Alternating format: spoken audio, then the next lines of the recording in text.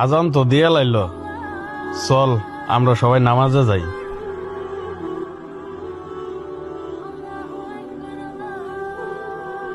কিরে, বুঝলাম না, তোরা সবাই আমার দিক তাকাই রেছিস কে? চল নামাজে যাই, আজান দিছে। আমি যাইতে পারুম না, আমি আজকে গোসল করে বের হই সকালে। আমার মার্কেটে যাইতে হইব, তুই যা। দোস্ত আমার কাপড় নষ্ট, আমি যাইতে পারবো না, তুই যা। ও মা, তোরা এটা কি কথা কইতেছস? এই রমজান মাসে নামাজ পড়বি না মানে? এই রমজান মাসটা কত ভাগ্যে পাইছি, আবার আইব এই একটা বছর পরে। তোরাও চিন্তা কর, এই রমজান মাসটা যদি যাইগা, আবার যে রমজান মাসটা পাইমো তার কোনো গ্যারান্টি আছে? এ আশিক, ওঠ, চল নামাজটা পড়ে আইগা। যা তো যা, তুই যা, আমি এখন নামাজ পড়তে যাইতে পারবো না, জ্ঞান দেস না তুই। নামাজে তো তোকে আমি লয়ে যাবো।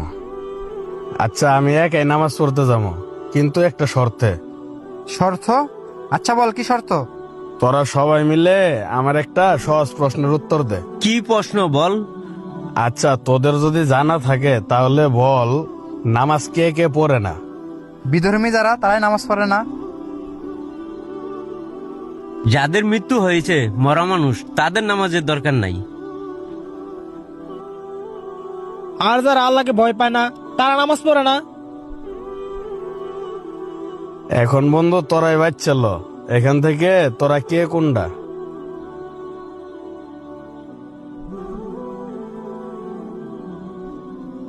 বন্ধু, দুনিয়াতে যেমন আমরা একসাথে চলি, আমি চাই আমরা সবাই মিলে জান্নাতও যেন একসাথে চলতে পারি।